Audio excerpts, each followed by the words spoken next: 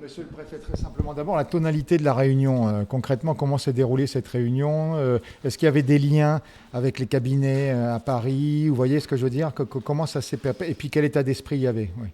Écoutez, cette réunion faisait suite tout de même à une matinée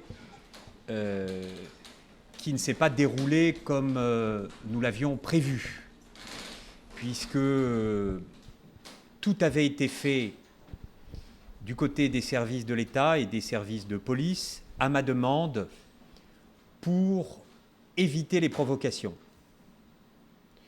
Je ne souhaitais pas que la pression soit forte sur la manifestation qui était annoncée. Les forces de l'ordre étaient discrètes et c'était à dessein pour que, j'ai vu que parmi les manifestants, il y avait des enfants, des personnes âgées. Je ne souhaitais pas que les choses dégénèrent.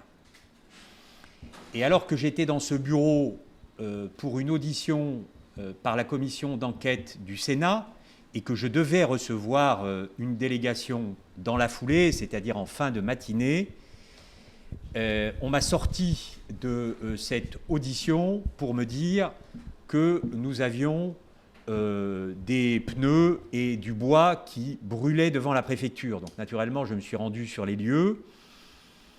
J'ai vu que la situation était assez grave et que nous avons été à deux doigts d'un incendie généralisé à la préfecture.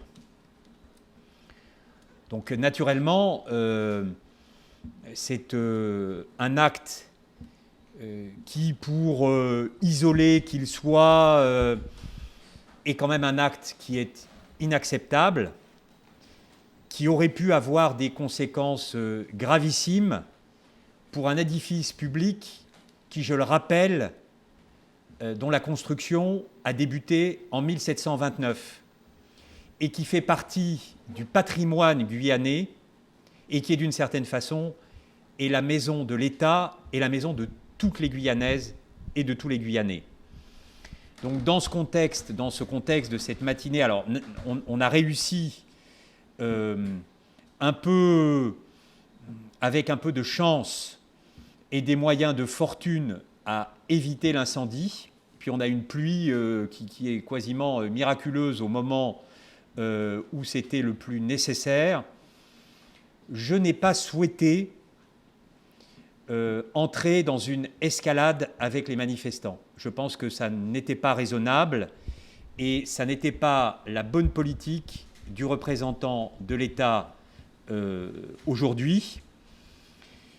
Donc la réunion a débuté à 14h30 avec un peu de retard sur l'horaire qui avait été fixé.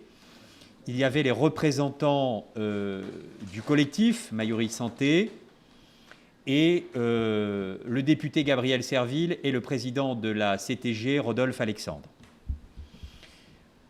Je dois à l'honneur et au devoir de reconnaître que cette réunion s'est déroulée dans un bon climat, avec une explication sereine et franche sur les incidents, à la fois de vendredi pour le collectif, à la préfecture, et ce matin, de mon côté, et j'ai pris acte du fait que ce n'était pas le souhait des membres du collectif de voir eux aussi la situation monter en puissance.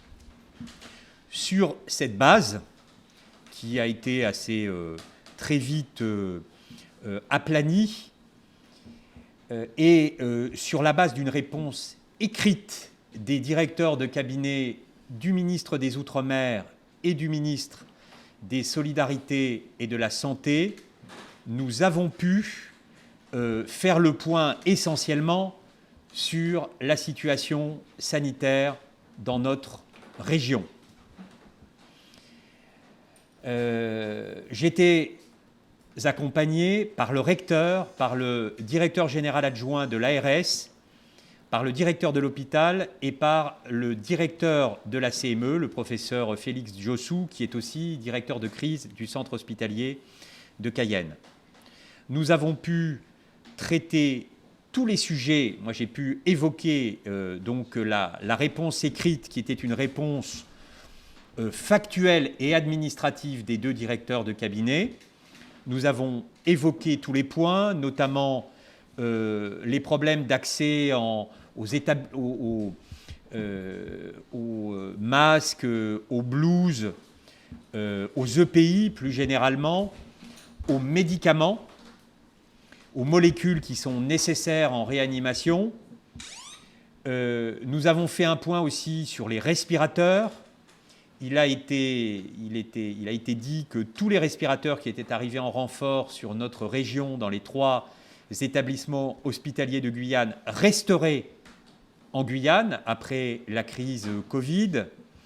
Nous avons fait un point aussi sur les tests, parce que nous savons que la politique de tests est un point important pour rétablir la confiance entre la population et les autorités publiques de ce département. Donc il est bien entendu que nous disposons d'une capacité importante à effectuer des tests, que le nombre de tests a un peu baissé ces derniers temps, que c'est dû à un certain nombre de facteurs, mais pas à notre capacité à tester. Donc il ne faut pas qu'il y ait de malentendus. Nous restons bien dans une politique active et massive de tests dans le but d'isoler les patients Covid. C'est bien la stratégie que nous entendons mener. Nous avons aussi fait un point sur les renforts, sur les capacités RH, sur le nombre de lits de réanimation, sur le nombre de lits d'hospitalisation. À ce propos, la prime de 1 500 € est généralisée pour tous les personnels soignants de Guyane.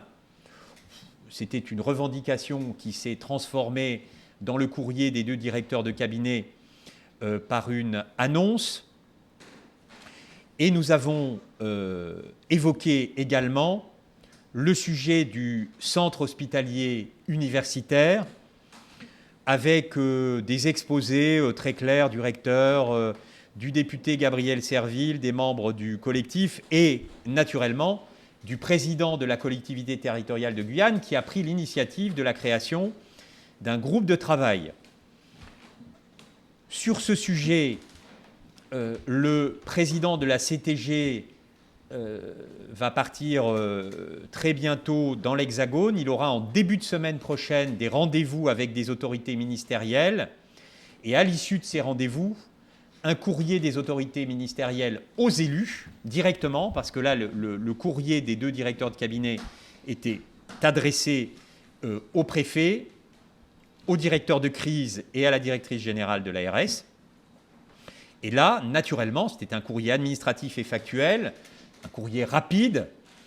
Ça s'est fait en 1 semaine. Moi, je m'étais engagé vendredi, au cours de ma réunion de travail, à ce que cette réponse écrite puisse être délivrée très vite. Et ce fut le cas.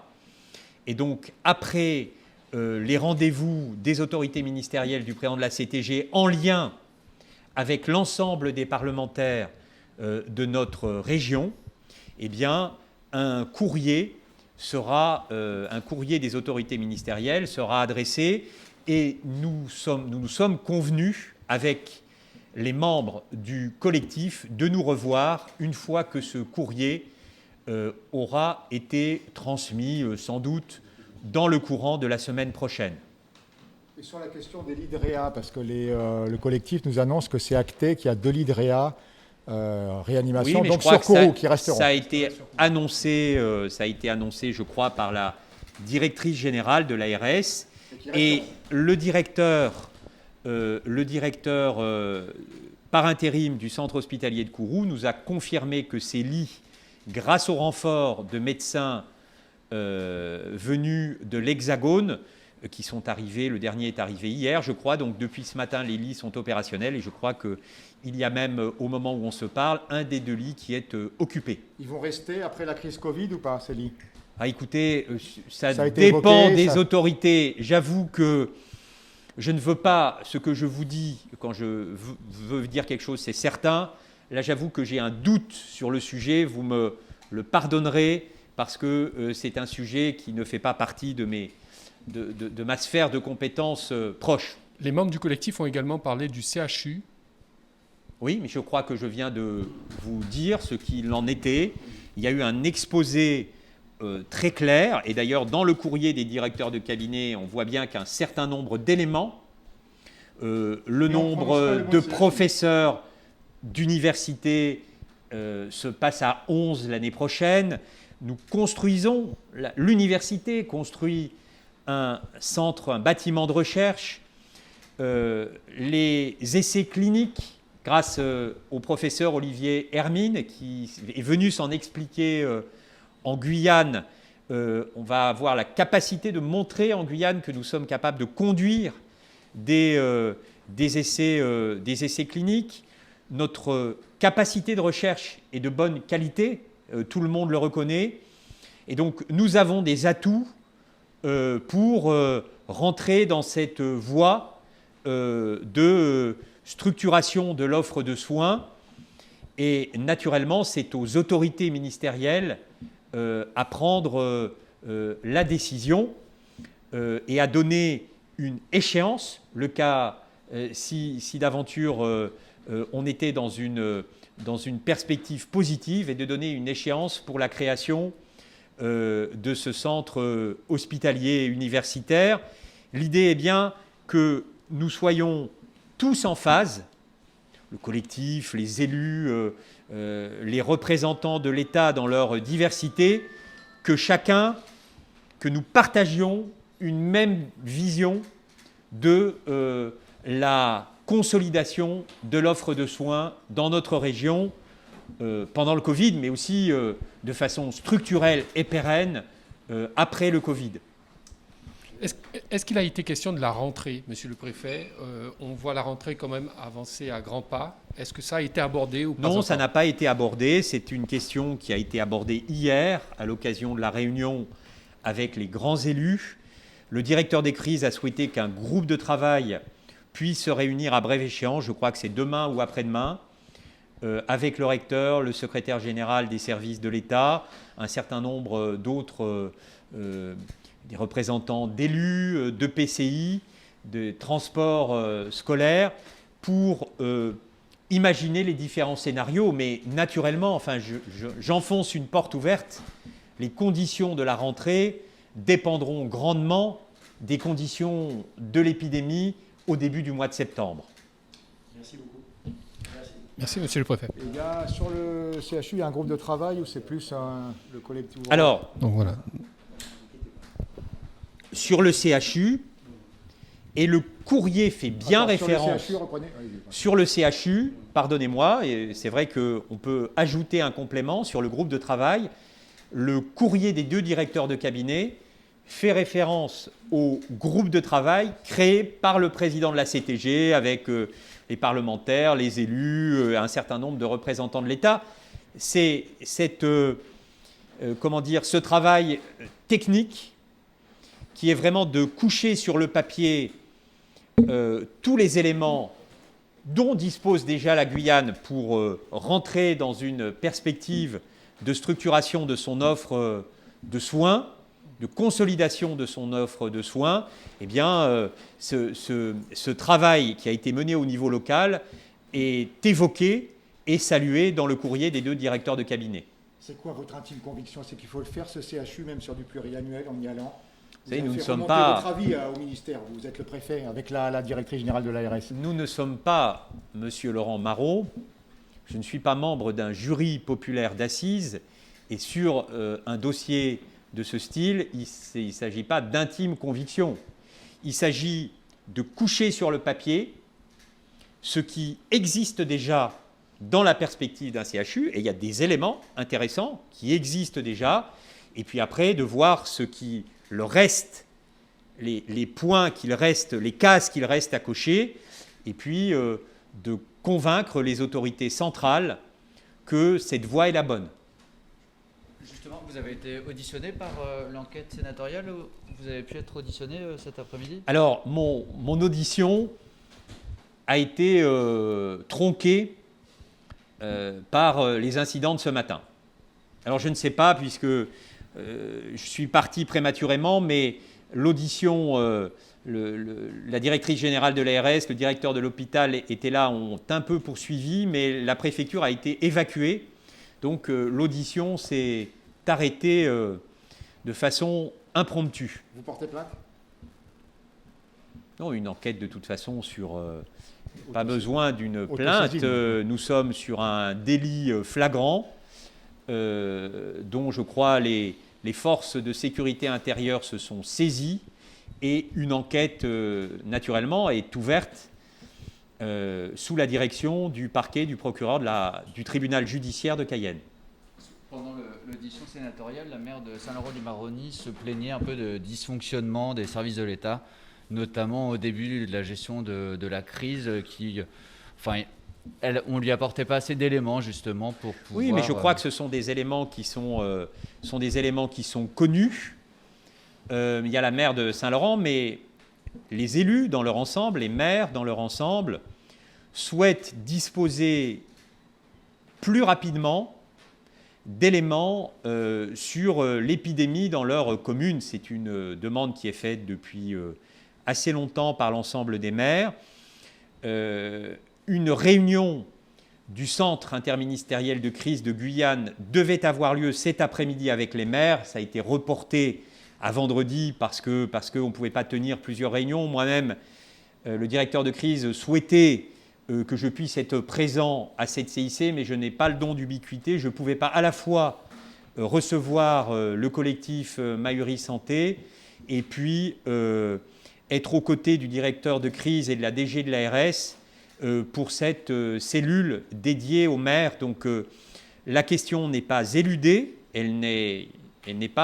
la poussière n'est pas poussée sous le tapis, ça sera clairement évoqué, mais la réunion est repoussée à vendredi. J'ai eu l'occasion de dire lors de mon audition tout ce qui avait pu être fait sur l'ouest guyanais, en ajoutant que même si je comprends le sentiment de nos compatriotes de l'ouest guyanais qui peuvent se trouver, qui sont éloignés de Cayenne et qui quelquefois peuvent croire que Cayenne n'est pas proche de leurs préoccupations. Moi-même, qui suis un ancien de l'ouest de la Guyane, j'ai pu avoir, il y a 20 ans, cette impression, mais nous devons tout faire, et c'est la ligne que je tiens depuis près d'un an désormais, c'est que l'ouest guyanais est une part entière de notre région, est une part entière de notre région, de notre département, et nous devons, ça c'est une absolue priorité et nécessité, donner à l'ouest les moyens administratifs, les moyens opérationnels de gérer sa sécurité dans tous les domaines, sa sécurité publique et naturellement sa sécurité sanitaire. Qu'en est-il de la transformation des CDPS en hôpitaux à Saint-Georges et à Marie-Passion? Le sujet, pour tout vous dire, parce que la réunion a tout de même été longue, je crois qu'elle a dû débuter quelque part vers 14h30, peut-être un peu plus tard, et on a fini après 19h, et donc ce sujet n'a pas... le sujet des CDPS n'a été qu'effleuré. Il sera remis sur la table plus tard, j'imagine. Ouais. Écoutez, il n'y a pas de tabou, hein. Vous savez que cette motion est publique. On ne réglera pas tous les problèmes d'offre de soins en Guyane en 8 jours. Les retards sont grands, monsieur le préfet. On ne réglera pas en 8 jours tous les problèmes de structuration ou de consolidation d'offres de soins en Guyane en 8 jours. Celui qui dirait ça ne dirait pas la vérité. Ça ne veut pas dire qu'il ne faut pas avancer. Je tiens à souligner que l'épidémie n'est pas terminée dans notre... nous nous battons contre l'épidémie, même si les tendances, notamment sur l'Est, sur l'île de Cayenne, sur Kourou, sont plutôt encourageantes. Moi, il faut bien dire à nos compatriotes, notamment les plus jeunes, que l'épidémie n'est pas terminée, que le port du masque est obligatoire sur tout l'espace public, dans les transports en commun, que des masques, je le disais, je prenais l'exemple de Saint-Laurent-du-Maroni, j'ai les chiffres en tête parce que j'ai pu donner ces chiffres ce matin à la commission sénatoriale. On a mis à la disposition, on ne se fait pas une gloire de mettre des masques à la disposition des communes pour les plus vulnérables d'entre nous. Mais on doit quand même le dire, qu'il n'y a pas de problème d'accès aux masques. En ce moment, au moment où on se parle, il n'y a pu en avoir au mois de mars. Le reconnaître, c'est pas...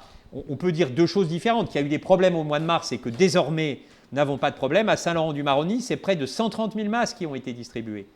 Un peu plus de 80 000 masques grand public en tissu pour les adultes, près de 8 000 pour les adolescents et 40 000 de masques chirurgicaux. Et donc voilà, j'incite vraiment, il ne faut pas, ce serait une grave erreur et la certitude d'un rebond si les efforts collectifs que nous avons toutes et tous consentis depuis le 17 mars, si on les jetait à la poubelle, parce qu'on considère que l'épidémie est terminée. Donc vraiment, j'ai donné des consignes ce matin en réunion de sécurité aux forces de l'ordre pour que, notamment samedi, ils puissent avoir des patrouilles à pied dans les centres commerciaux pour vérifier que le port du masque est bien effectif et pour éventuellement, alors le but n'est pas de relever des infractions, c'est de faire porter le masque et si certains ont besoin de la porte du gendarme ou du policier pour porter le masque, eh bien nous le ferons. C'est une façon de les protéger eux-mêmes, mais c'est aussi une façon de protéger les autres, de protéger nos capacités de soins et de rendre hommage aux soignants qui, depuis le début du mois de mars, se battent pour que notre système de santé ne soit pas débordé.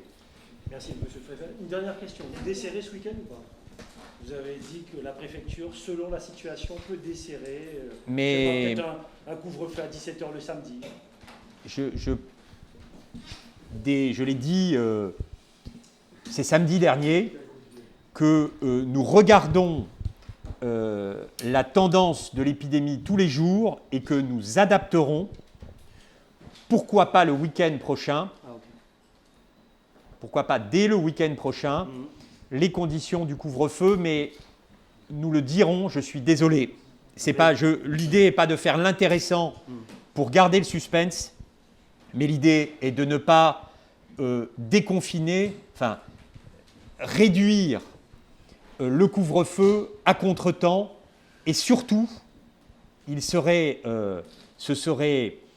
je ne vais pas dire criminel, mais ça ne serait pas responsable de faire cela à contretemps. Donc vraiment, on se donne, nous sommes mardi, on a encore mercredi et jeudi pour regarder quels sont les résultats de l'épidémie, qu'on regarde bien sûr en tendance, et ensuite nous en tirerons les conclusions. Il y a un groupe de travail avec les restaurateurs, pourquoi pas avec les opérateurs de tourisme. On regarde les choses, mais rien ne sera fait au hasard.